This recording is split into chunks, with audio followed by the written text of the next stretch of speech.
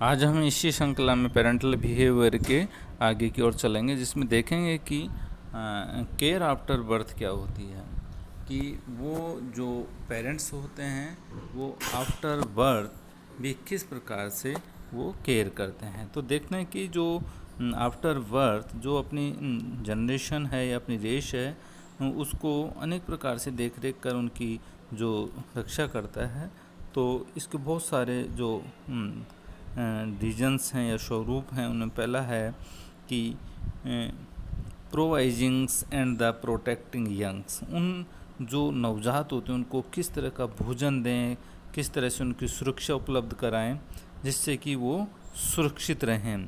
तो इस प्रकार का जो पेरेंटल केयर है या देखरेख का एक आम उदाहरण अपन देख सकते हैं कि जब भी कोई छोटा चाइल्ड होता है तो वो जो उनकी मदर एंड फादर के द्वारा उसको भोजन उपलब्ध कराया जाता है और उसको एक प्रोटेक्शन दिया जाता है। तो इसके लिए जो मैमल्स होते हैं वो अपना लैक्टेशन या जो मिल्क सीक्रेशन के द्वारा जो लैक्टेशन करते हैं, और कुछ फिशेज होती हैं वो उनके फूड के लिए जो छोटी फिश होती हैं उनको आवश्यकता पड़ने पर उनके मुख में रखकर उनको सुरक्षा प्रदान करता है। यानी कि जो फिश होती हैं वो अपना छोटा बच्चा, जो छोटी मछलियाँ होती हैं, उनको यदि वहाँ पर फील होता है कि यहाँ असुरक्षा है तो उनको मुंह में लेकर माउथ ब्रूडिंग्स के द्वारा वो दूसरी जगह ले जाते हैं। कई बार अपन देखते हैं कि जो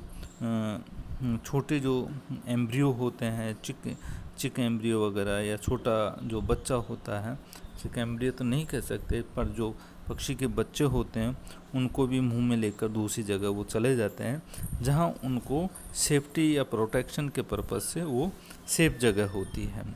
तो इस तरह से वो अपने जो उनको जो रेश है या जो अपनी जनरेशन है उसको फूड एंड प्रोटेक्शन वहाँ पर प्रोवाइड करवाते हैं।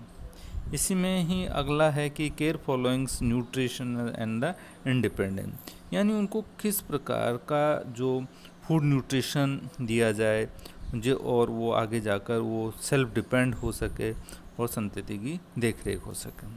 तो इसमें हम देखते हैं कि जो जनरेशन को न्यूट्रिशन होता है वो न्यूट्रिशन तब तक दिया जाता है जब तक वो सेल्फ डिपेंड नहीं होता है। उसके आगे हम देखते हैं कि जो पेरेंटल केयर का जो स्वरूप है वो चेंज हो जाता है, और जो मदर एंड फादर उनके जो चाइल्ड होते हैं उनको शिकार से बचाकर, जो हंटिंग करने के लिए आता है उनसे बचाकर उनका प्रोटेक्शन करते हैं, और उनको रॉयल टर्न्स या जो फ्रिगेट बर्ड अपने जो बच्चे होते हैं उनको घोंसला छोड़ने के बाद भी चुगा खिलाते रहते हैं।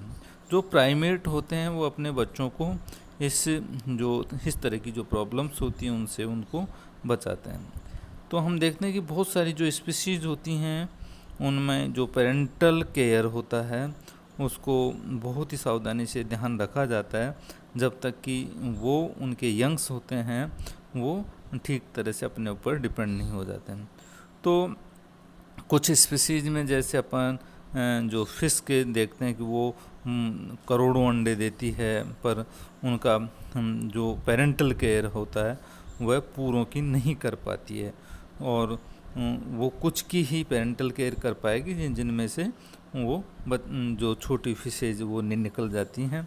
तो इसी तरह हम देखते हैं कि जो हाथी का बच्चा होता है और उनको वो काफ़ी सालों तक उनका जो पेरेंटल केयर करते रहते हैं, और वो जनरेशन्स व जो मदर एंड फादर जो उनके पेरेंट्स होते हैं उनके संबंधों में जो विविध रूप देखे जा सकते हैं।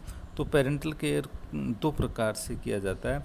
एक ऐसा प्रकार जिसमें पेरेंट्स व संतति संपर्क में नहीं आते हैं, यानी वो कनेक्ट नहीं हो पाते आपस में। दूसरा वह है जिसमें वो कनेक्ट हो पाते हैं। तो जो पेरेंटल केयर है वो बहुत ही एक नॉर्मल बिहेव है। इसे ज़्यादातर हम सभी इसको देखते हैं, जानते हैं, पहचानते हैं। तो हम देखते हैं कि जो स्थलीय जो आर्थ्रोपोड्स होता है उसमें जो पेरेंटल केयर बहुत सामान्य नहीं होता है। वह मेल की तुलना में जो फीमेल होती है वो पेरेंटल केयर की भूमिका ज़्यादा अदा करती है। और यहाँ पर अपन स्कॉर्पियन या बहुत सारी जो मकड़ी प्रजाति होती है उसमें हम देखते हैं कि वो अपने जो एग होते हैं उनको अपनी पीठ पर रखती है। और जो हनी बी होती है या वाष्प होता है वो अपने जो लार्वा होते हैं उनके प्रोटेक्शन और भोजन उनको उपलब्ध कराते हैं। इसी तरह रेप्टाइल्स में देखते हैं कि पेरेंटल केयर भी एक तरह से नॉर्मल नहीं कह सकते। इनमें जितनी भी देखरेख की जाती है वह मेल की तुलना में जो फीमेल है उसके द्वारा ज़्यादा की जाती है। हम देखते हैं कि जो क्रोकोडाइल्स की जो फीमेल होती है वही घोंसला बनाती है। जो एम्फीबियंस होते हैं उनमें 18% सैलामेंडर है, 6% जो फ्रॉग है, भे और टॉड हैं, किसी न किसी प्रकार का पेरेंटल केयर शो करते हैं। तो इस जो सेक्शन है उसमें हम देखते हैं कि जो जिन जंतुओं में पेरेंटल केयर एग की देखभाल करना, उनका ट्रांसपोर्ट का काम करना, टेडपोल की देखरेख करना, उनका ट्रांसपोर्ट और न्यूट्रिशन के लिए पेरेंट्स यानी मेल और फीमेल दोनों के द्वारा किया जाता है।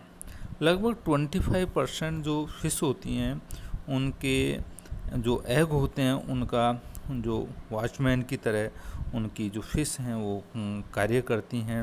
और उनको जो माउथ ब्रूडिंग है जो माउथ के द्वारा होता है उसके द्वारा भी उन एगों को सुरक्षित जगह पर ले जाया जाता है और उन एग्स को साफ सुथरा रखा जाता है। उनको जो एक फैनिंग क्रिया होती है जिसके द्वारा वो अपने फिन्स के द्वारा एक फैन की तरह उनको हवा देते हैं और वो पेरेंटल केयर या जो भी उनके ऑक्सीजन की डिमांड होती है वो पूरी करती हैं। तो फिश में हम देखते हैं कि मेल के द्वारा जो पेरेंटल केयर फीमेल की तुलना में अधिक होता है। बर्ड्स में अधिकतर जो स्पीशीज होती हैं उसमें मेल एंड फीमेल दोनों ही बाई पेरेंटल केयर किया जाता है, यानी दोनों ही उसमें बहुत ज़्यादा भूमिका निभाते हैं और उनके दोनों के ही द्वारा वह क्रिया की जाती है।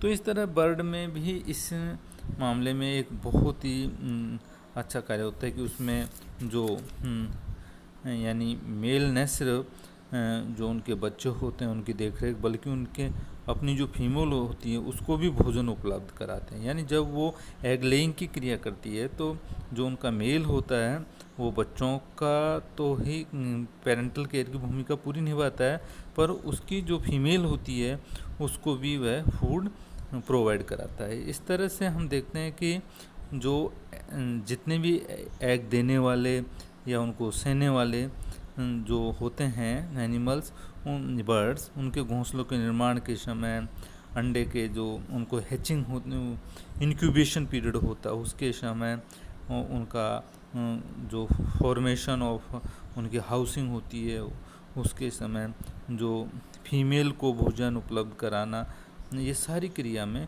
जो मेल है वो अपनी ज़्यादा भूमिका निभाता है।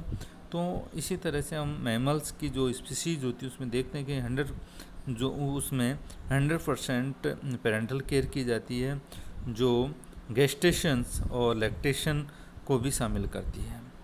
तो लगभग 5% से ही कम जो स्पीशीज़ होती हैं उनमें सीधे जो मेल के द्वारा देखरेख की जाती है, अन्य तो फीमेल उनमें बहुत अच्छी तरह से देखरेख करती है।